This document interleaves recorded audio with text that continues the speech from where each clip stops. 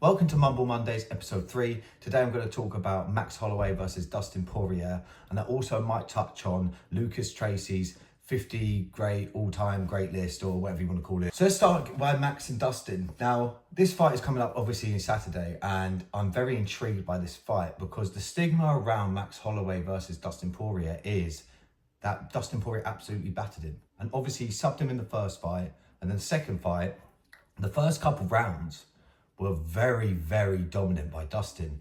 But I rewatched it yesterday. 3, 4, and even 5, you could argue they were Max Holloway's. I definitely give him 3 and 4. I don't know if I give him 5. It's very touch and go. But to say that Dustin absolutely walked through him, which is the thing that people say on this fight, on their second fight, is ridiculous. Because he didn't. He was walking through him, and then he started tiring out. And Max didn't go away. And Max is still there, popping the jab, popping the combinations, flying knees, elbows, kicks, everything. Like, it's nowhere near as close as people, it's nowhere near as far apart as people make out. It's actually a lot closer. So this fight, I was completely leaning towards Dustin Poirier, but now I'm starting to lean towards Max Holloway. But this fight, you can hardly call it. It's a 50-50. It's very close. I think we're going to know. As soon as that bell goes and the first round is over, I think we're going to know quite soon. But the main thing why I'm not leaning towards Dustin, but if I was to lean towards Dustin, it would be, it's his last fight and it's also in Louisiana. So he kind of has to win this one. If he doesn't, and he gets beaten in his hometown, it's not going to look great for him and he's not going to feel great. You know, he's going to want to show up, and I think that might give him an extra gear to beat Max Holloway. Max Holloway is also coming off a KO loss. We have to take this into account. I'm not saying that it will be a factor, but when it comes to Max Holloway, he's never been knocked out. So the fact that he has been knocked out, he might lose all his confidence. I really doubt it, because Max is an absolute stud, but he might lose all his confidence. He might get shook in there. He might be scared to throw. He might be scared to be hit. I don't think that's the case, but we don't know because we haven't seen him come off a knockout loss. So I'm interested to see what he does there. People keep on comparing Justin to Dustin. Well, Max schooled Justin, so he's going to school Dustin.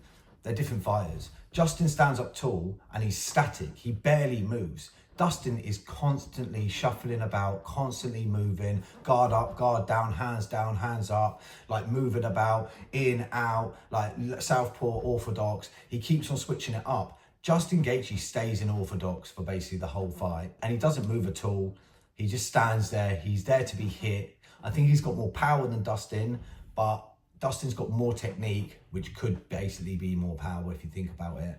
As well, when they fight, these two are going to clash in the middle at some point because Dustin's got a lot of pride and so has Max. And when these clash, like Justin and Max did, it's going to be different because Dustin is very good at countering. He's very good at fighting on the inside, and his boxing's just cleaner. It's more tight. It's more thought out. You know, he punches where you're gonna be. I kind of feel like Justin just wings it half the time and just hopes something lands. Obviously, I'm taking a lot away from Justin, but you know what I mean. When it comes to Dustin, his boxing is so much better than Justin's. If they had a boxing match, I think Dustin wins every time. I even think most MMA matches Dustin wins. I just think Justin got a little bit lucky. Not lucky because they trained for it, but you know what I'm saying. It's a hard fight to call. This isn't a prediction video, but this fight, I'm really excited for it. Like, I'm really excited for it. And I really hope, the thing is, I keep on getting really conflicted on this because I really want Dustin to win because I'm a massive Dustin fan. I also really want Max to win because I'm a massive Max fan. I think I'm more of a Dustin fan. And I'd like for him to exit the sport on a W. That would be good. But at the same time, he's going. So I want Max to win. Part of me wants Max to win because Max will still be current. If Dustin beats Max, where does Max go from here? He'll be like 1 and 2 at lightweight, and he's just been knocked out for the featherweight belt. So it's not looking good. Like, he's got a big hill to climb if Dustin wins. And that's another thing I want to lead into is, why has Dustin taken this fight? This is a lose-lose fight in general. The UFC have fucked up, in my opinion. They should have made Justin versus Dustin 3 because 1, someone's getting finished. 2, Justin and Dustin are 1 and 1, so it makes more sense. Dustin has nothing to win and everything to lose. Literally everything to lose. He's 2-0 versus Max, and If he loses, he'll be 2-1, and if he wins, he'll be 3-1. No, 3-0. Who cares if you're 3-0 or 2-0 against someone, and who cares if you're 2-1? Do you know what I mean? But as well for Max, I know for Max, it's kind of like, oh, well, at least he can kind of like save face and retain those 2 losses. But at the same time, if someone's beaten you twice and you've beaten them once, people are still just going to be like, oh, well, he lost to Dustin twice. And then people are going to go, oh, but he did beat him last time. And people are going to be like, well, Dustin was at the end of his career. You know what MMA fans are like. No credit will be given. So I just don't see why the UFC have made this fight. I think, to be honest, I think they made it because of the BMF belt. And I think they probably want Dustin to like sail off into the sunset with the belt. But why would you take this fight if you're Dustin? If you're Dustin, he should fight, even if he fought someone like Hooker. I know he's not like a legendary name or something. They should have put Dustin versus Paddy. That would have been insane. But then the UFC aren't going to do that because obviously if Dustin wins against Paddy, that just destroys Paddy's hype and then Dustin retires. Max is, I know he's not at the end of his career, but if he loses to Dustin, he'll be like 3-2 in his last 5, knockout loss, and probably another knockout loss. I don't know. It's a strange one. I also wanted to talk about Lucas Tracy's list. It is diabolical, to say the least. How he's got Peter Yan.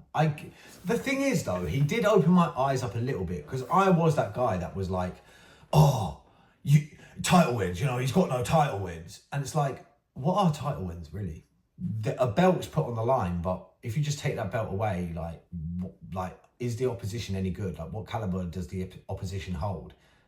That's a good way to look at it, to be honest. So he has opened my eyes in that terms. And I get that Peter Yan has defeated some crazy names, but to put him above certain fighters that he did, I just find that disgusting almost. But it's his list and people need to realise that. And he has his reasons. So let him do what he wants to do. I disagree. And that's that, that's pretty much it. Like, I think some of his takes were absolutely diabolical. Like Armin Sarukian in there is crazy. But then again, I saw people talking on TikTok today and it's like, is it a pound for pound list or is it a GOAT list? Like, is it the greatest because of what they've achieved in the sport, or is it like their fighting ability? Does that make sense? It's a confusing one, but that's all I'm going to really talk about today, guys. This is going to be uploaded a day late probably as well because of technical issues, but still, Mumble Mondays on a Tuesday. Why the fuck not? Do you know what I mean? Like, why not? Who makes the rules? I make the fucking rules. So let's go with that, shall we? But I hope you enjoyed this one, guys, and I'll catch you in the next one.